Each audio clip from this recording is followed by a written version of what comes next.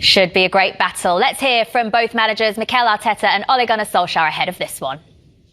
Well, I think every game is completely different. They have the capacity and the quality to beat any side in the world. We know that we're going to have to be at our best. The demands of these games are going to be huge. We need to be better than what we were on Tuesday again to beat them, and that's the way we're going to prepare.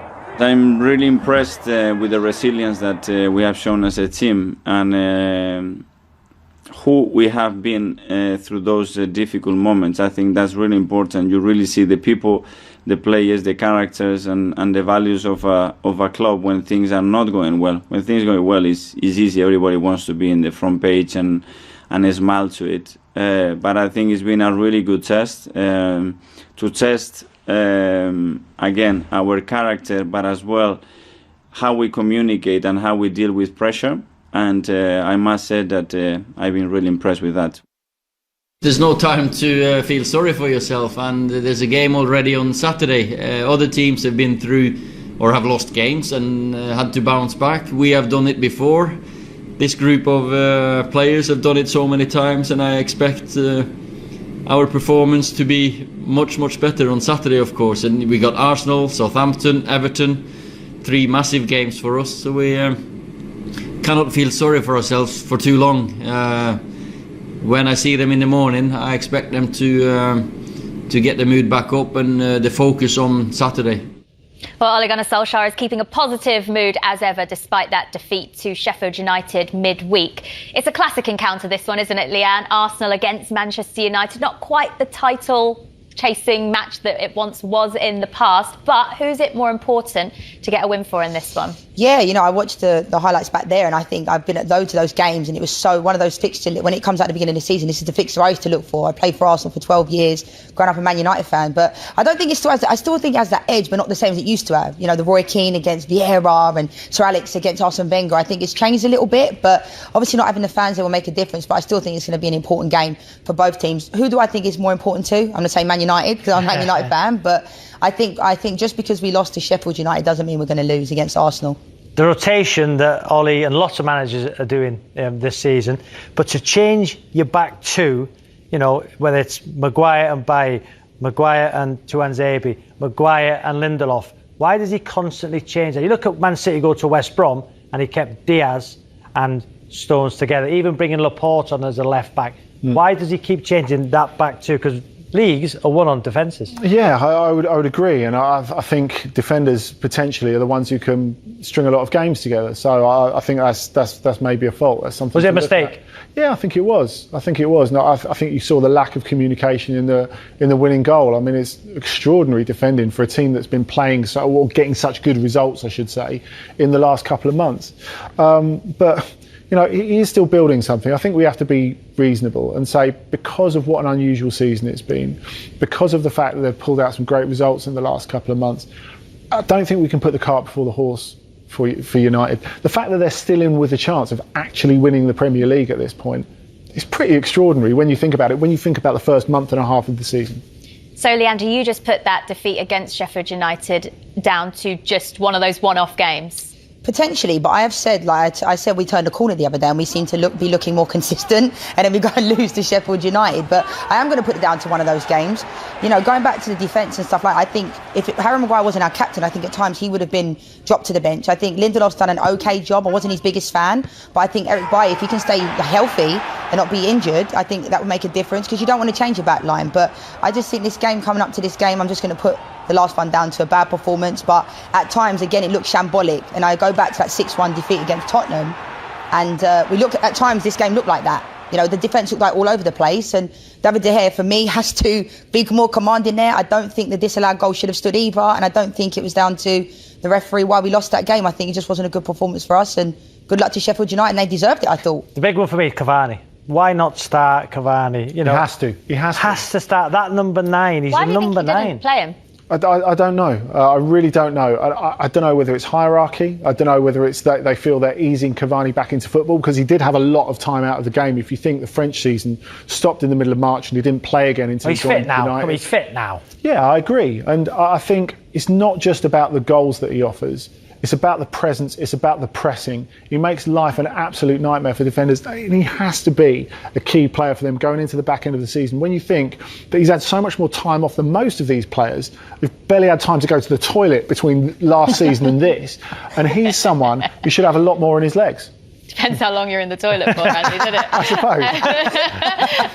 Leanne, as a forward yourself, what impresses you so much about Cavani since his addition? I think we're just a different team. He's an out-and-out number 9. It's, Marcus Rashford, Martial, but not at the same level as Cavani when it comes to his movement. We're a different team when he plays, and his presence when he enters the field. We're a different team, and I think with regards to Martial's not very consistent. Rashford has done good in the last couple of games, but still, when Cavani gets a chance, he's going to score. Sometimes when we get in those positions, I'm not quite sure we're going to score, and I think we've been playing without a number 9 for a long time now. When Ibrahimovic was there, Lukaku, great, but at the same time, I think he's come in and done fantastically well, and I do think he has to play. I think we're a different team when he plays, and I hope that he gets to play more often, and he's one of the first names down on the team sheet because he should be. In terms of Manchester United's form this season as well, Andy, they've built so much from their away results. They've just been outstanding away from home, so they'll be looking at this one, and Arsenal will probably be slightly worried about their visit to the Emirates. Yeah, I agree. I'd preempt your predictions, Robbie, because I know that's the apex of the show, but I do think it's hard to back against United when they're on the road. I mean, at Old Trafford, you never really know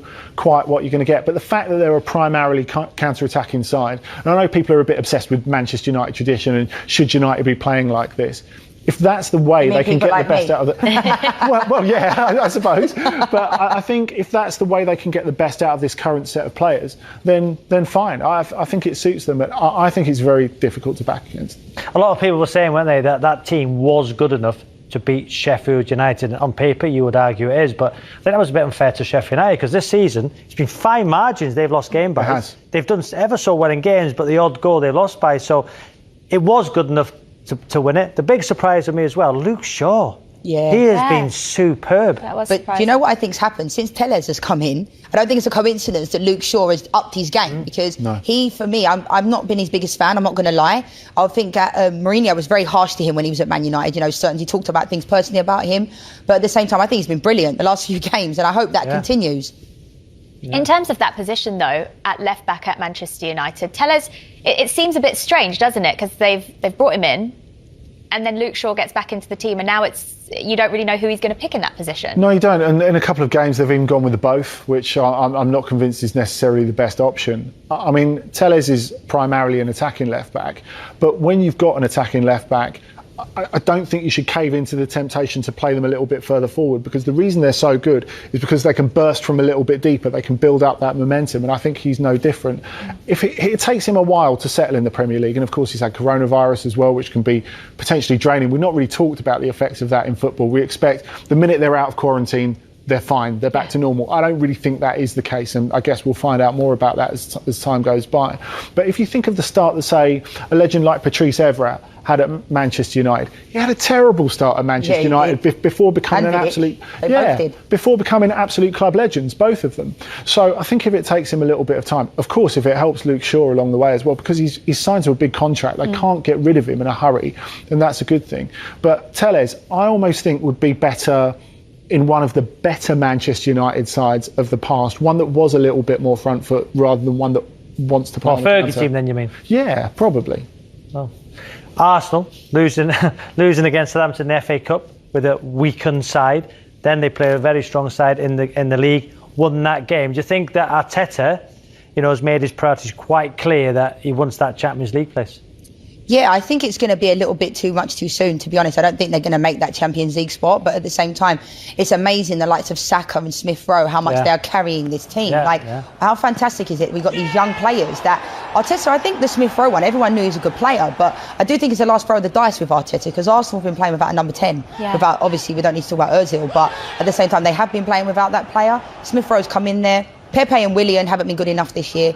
Aubameyang's not been scoring, and Lacazette's very inconsistent, but Saka's just been amazing, hasn't he, this year, and what a player he is. So I'm hoping that we keep him quiet this weekend, but I can't see it. Well, that performance compared to the FA Cup was far better. Why do you think that he played a weakened side against Southampton in the FA Cup then? Because, I'm like Leanne, I don't think they'll get Champions League football, so, playing that stronger team in the league, what is the ambition then of Arsenal this season? Because they were the holders of the FA Cup. Yeah, I don't know, Robbie, if Arsenal are quite good enough to like game the calendar to choose which games they're going to play stronger sides for. And I think you hit on it earlier when you talked about the amount of rotation. I think we're in this completely unprecedented season, these completely unprecedented situations, in that you're going to have to change the team as a coach more than you want to, and sometimes you're going to get it wrong. So I think we have to give Arteta and teams in general a little bit of a pass when they do get it wrong on occasion. I think it's a shame, and he'll probably look back on it and think, do I regret letting the FA Cup go like that? But you could say for Arteta, in winning it in the first place, especially against Chelsea in the final,